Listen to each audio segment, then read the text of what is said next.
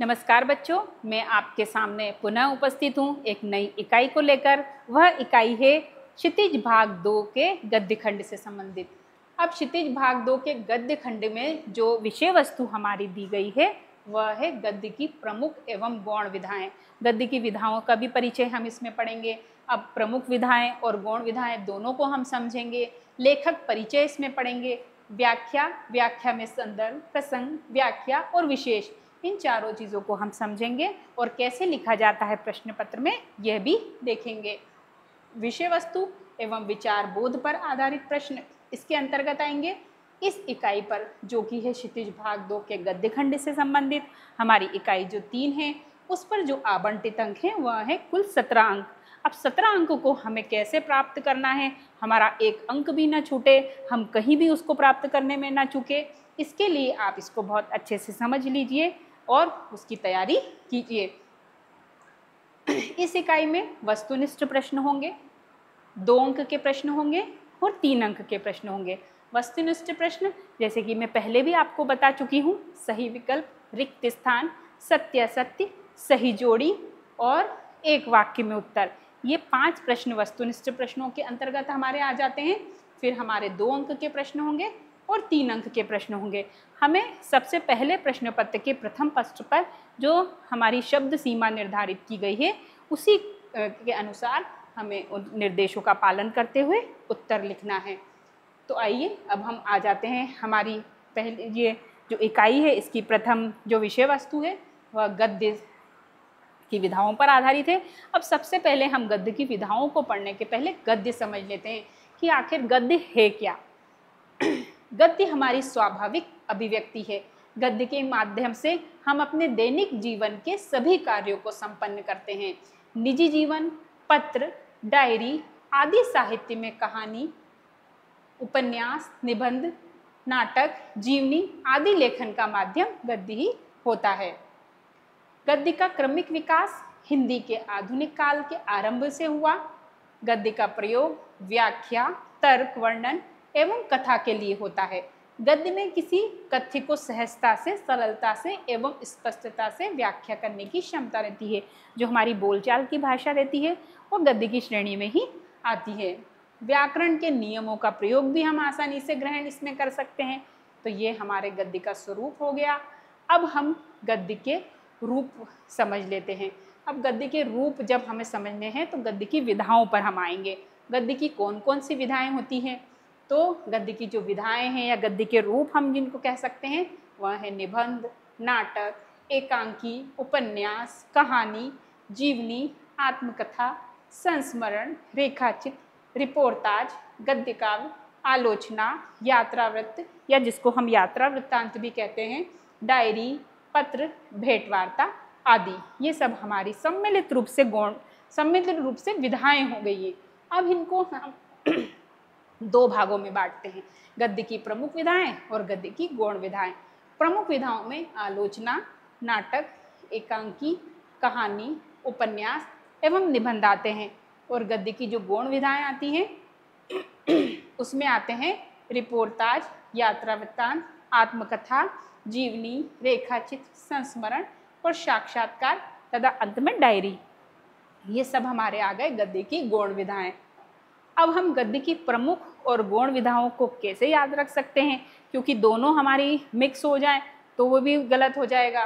पर जब हमसे यदि प्रमुख विधाएं पूछी जाएगी तो हमें प्रमुख ही लिखनी रहेगी, और यदि प्रश्न पत्र में गौण विधाओं से संबंधित प्रश्न आएगा तो हम उसमें गौण विधाएं लिखिए। इसको हम एक सूत्र के माध्यम से याद कर सकते हैं जिसको मैंने यहाँ पे समझाने का प्रयास किया है। वह है प्रमुख विधाओं का सूत्र आना, एक, उन्हीं। आ से आलोचना, ना से नाटक, ए से एकांकी, का से कहानी, उ से उपन्यास और नी से निबंध। तो ये सब हमारे गद्य की प्रमुख विधाओं को याद करने के सूत्र हो गए। आलोचना, नाटक, एकांकी, कहानी, उपन्यास और निबंध, तो इन सबको आप गद्य की प्रमुख विधाओं को इस सूत्र के माध्यम से याद कर सकते हैं। अब गद्य की गौण विधाओं पे आते हैं। यदि आपने एक सूत्र भी याद कर लिया तो उसके बाद जो बचती हैं वो बचती हैं गद्य की गौण विधाएं। फिर भी हम एक बार और सूत्र के माध्यम से देख लेते हैं। रिया आरे संजी में साग पत्र डाल, यह गद्य की गौण विधाओं का सूत्र है। गद्य की गौण विधाएं याद करने का सूत्र है।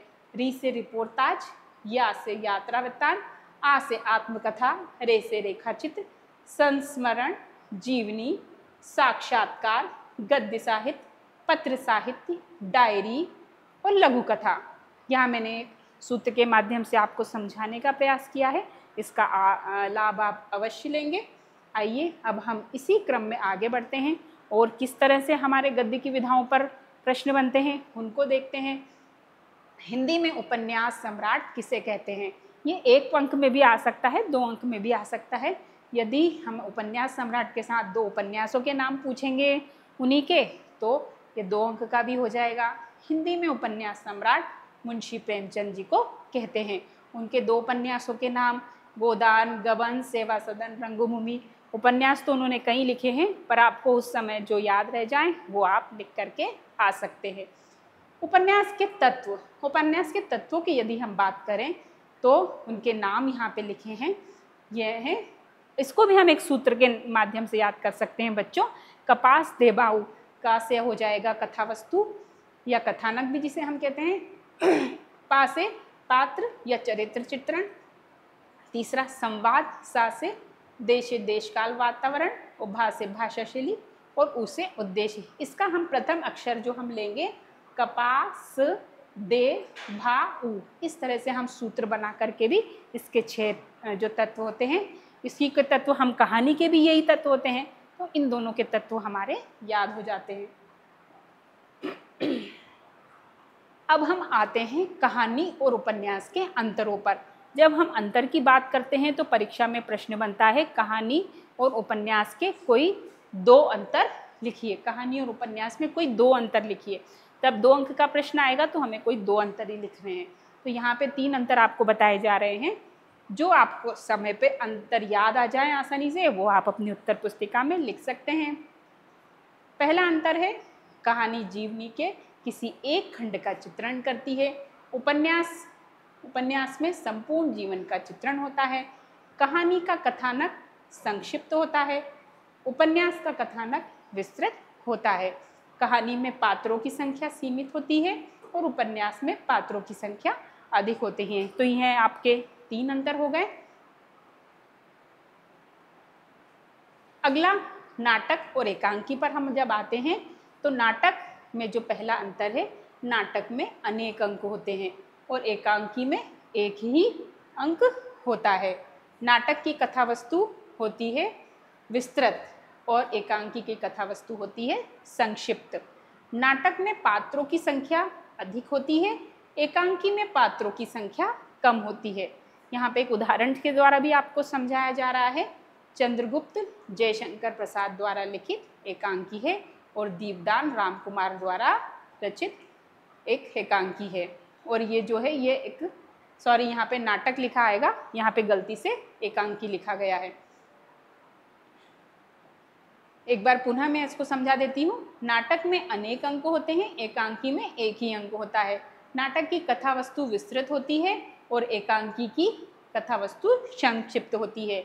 नाटक में पात्रों की संख्या अधिक होती है और एकांकी में पात्रों की संख्या कम होती है। तो ये आपको 3 अंक हो गए हैं, 3 अंतर हो गए हैं। अब हम आगे बढ़ते हैं। तीसरे जो है आत्मकथा और जीवनी में अंतर। अब आत्मकथा और जीवनी में अंतर हम समझ लेते हैं।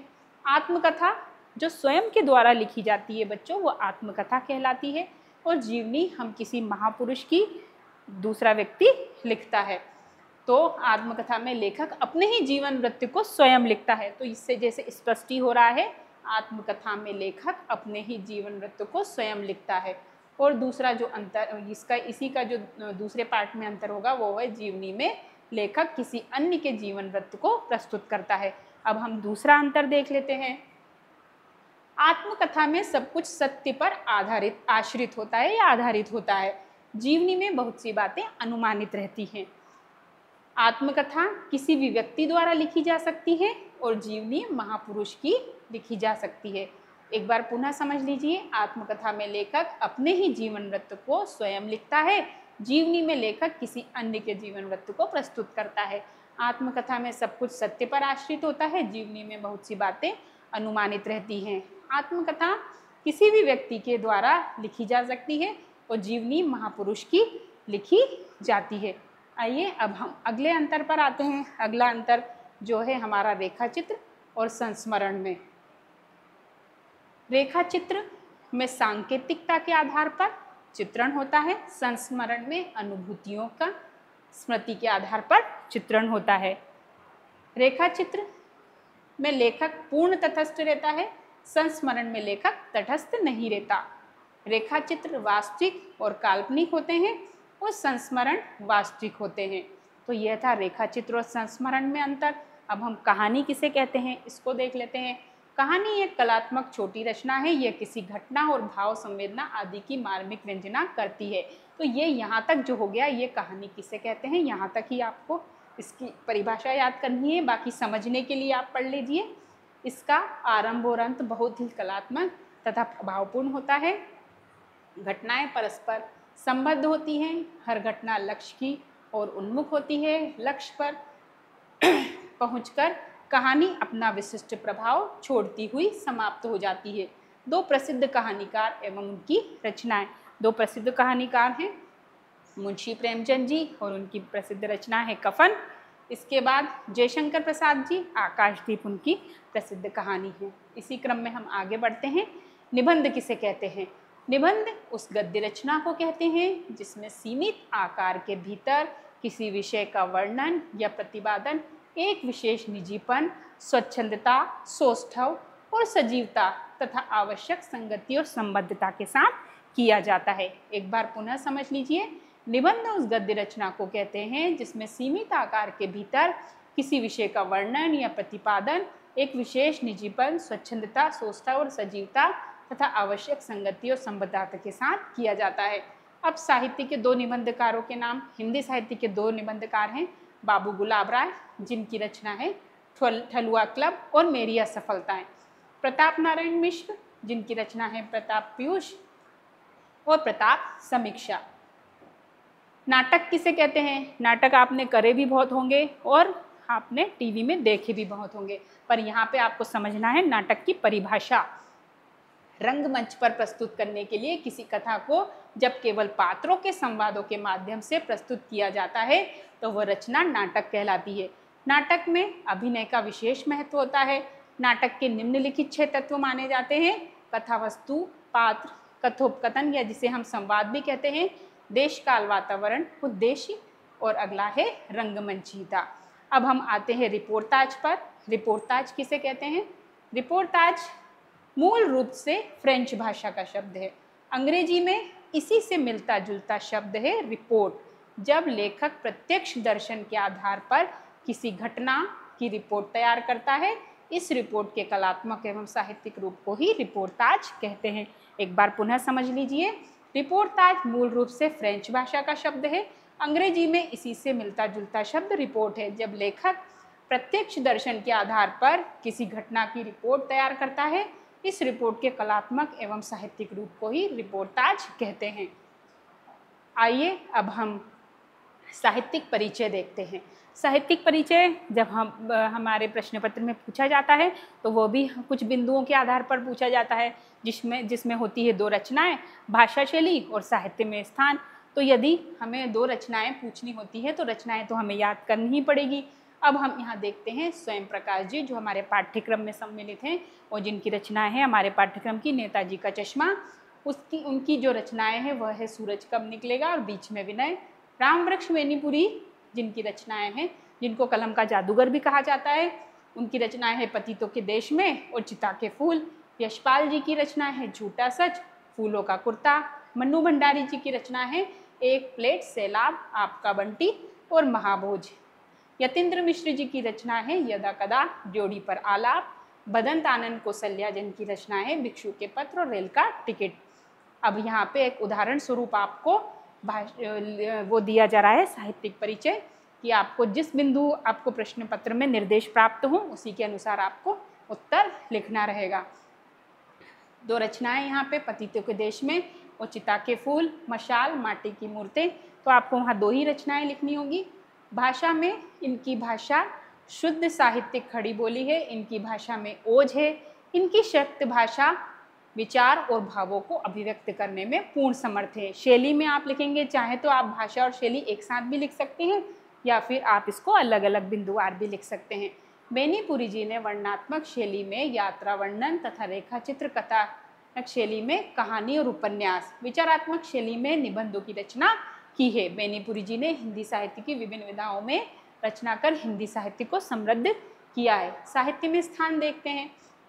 रामवृक्ष बेनीपुरी ने कई पत्र पत्रिकाओं का संपादन किया और नाटकों, निबंधों, कहानियों और रेखाचित्रों की रचना करके हिंदी साहित्य के भंडार की वृद्धि की। एक देशभक्त और साहित्यकार के रूप में बेनीपुरी जी का नाम हिंदी साहित्य में अमर रहेगा। ये हमने एक देख लिया था उदाहरण किसका, साहित्यिक परिचय का। अब हम आ जाते हैं संदर्भ प्रसंग की व्याख्या पर। संदर्भ प्रसंग से जब हम देखते हैं गद्यांश की संदर्भ प्रसंग व्याख्या, तो कुछ तैयारी के लिए हमें कैसे बिंदु देखने पड़ेंगे। वह हैं, सबसे पहले पाठ्यपुस्तक के प्रारंभ में दी गई हम अनुक्रमणिका को प्रतिदिन ध्यान से पढ़ें। इस ग्रंथखंड में पाठ का नाम और उसके रचनाकार का नाम दिया रहता है। इसमें वस्तुनिष्ठ की प्रश्नों की तैयारी भी हो जाती है। तो ये बिंदु हमारे बहुत सारे कवर हो जाते हैं सिर्फ एक कार्य करने से, अनुक्रमणिका या विषय सूची याद करने से। व्याख्या लिखते समय हमें किन बातों का ध्यान रखना चाहिए। सबसे पहले संकेत लिखें। संकेत में गद्यांश की प्रथम पंक्ति और अंतिम पंक्ति लिखें। गद्यांश की जब हम व्याख्या लिखते हैं तो हम डायरेक्ट गद्यांश की व्याख्या लिखना शुरू ना करें, सबसे पहले संकेत डालें। संकेत में क्या लिखना है बच्चों, गद्यांश की प्रथम पंक्ति और अंतिम पंक्ति। उसके पश्चात संदर्भ लिखिए। संदर्भ में आपको लिखना है रचनाकार और या फिर लेखक का नाम और फिर आएगा पाठ का नाम। सबसे पहले पाठ का नाम आएगा, फिर रचनाकार का नाम आएगा। प्रसंग, इसके अंतर्गत लेखक दिए गए गद्यांश में क्या कहना चाहता है, उसका कहने का उद्देश्य क्या है, उसको 1 या 2 पंक्ति में हम उसमें लिख देंगे। व्याख्या, इसके अंतर्गत गद्यांश में कही गई मुख्य बातों को अपने शब्दों में विस्तार के साथ व्यक्त किया जाता है। गद्यांश के मूल भाव को स्पष्ट किया जाता है। गद्यांश में प्रयुक्त कठिन शब्दों का सरलीकरण करके या सरल अर्थ करके हम गद्यांश की व्याख्या कर सकते हैं। तो यहाँ पर एक आपको उदाहरण के स्वरूप दिया जा रहा है, ये पूरा गद्यांश नहीं लिखा जा रहा, उसकी व्याख्या नहीं बताई जा रही। जैसे यहाँ पे संकेत दिया है, संकेत में मैंने गद्यांश की प्रथम पंक्ति लिखी है और अंतिम पंक्ति लिखी है, ये हो गया संकेत, ये आपको लिखना बहुत ज़रूरी है। फिर लिखेंगे संदर्भ। संदर्भ में लिखेंगे पाठ का नाम, और जैसे कि पाठ का नाम है बाल गोविंद भगत, लेखक का नाम रामवृक्ष बेनीपुरी। इस संदर्भ के हमारे 1 अंक निर्धारित हैं। प्रसंग, प्रसंग पर आपका प्रस्तुत गद्यांश में बाल गोविंद भगत के व्यक्तित्व का वर्णन किया गया है। तो इसमें पूर्ण हमारा जो गद्यांश है उसमें लेखक क्या कहना चाह रहा है उसको 1 या 2 लाइन में हमें उसमें से लिखना है। पहले 1-2 बार हमें उसको पढ़ना पड़ेगा, ध्यानपूर्वक पढ़ना पड़ेगा, तब हमें उसका प्रसंग निकल के आएगा। तो यह भी हमारा 1 अंक का हो जाता है। इसके बाद हम लिखेंगे गद्यांश की सटीक व्याख्या। यदि हम शब्दशः विषय वस्तु पर जो दिया गया है गद्यांश की व्याख्या लिखते हैं तो व्याख्या लिखने पर हमारा 1 अंक निर्धारित है। तो ये जो 3 अंक का प्रश्न है, 1 अंक हो गया अपना, 1 अंक हो गया संदर्भ का, 1 अंक हो गया प्रसंग का और 1 अंक हो गया व्याख्या का। यदि इसके बाद भी हमारी इच्छा है तो हम सोने पे सुहागा हो जाएगा यदि आप इसमें लिखें विशेष, जो हमारे गद्यांश की कोई किसी में उसमें ये कौन सी भाषा का प्रयोग हुआ है, तत्सम तद्भव शब्दों का प्रयोग हुआ है, मुहावरे लोकोक्ति का प्रयोग हुआ है, इन सब विशेष बातों को हम विशेष के अंतर्गत लिख सकते हैं। तो ये हमारे आज की कक्षा के प्रमुख बिंदु थे जो कि हमारे गद्य खंड की विषय वस्तु पर आधारित थे। मैं आशा करती हूँ कि इस कक्षा से आप लाभ लेकर परीक्षा के प्रश्न पत्र की तैयारी कर सकेंगे। धन्यवाद।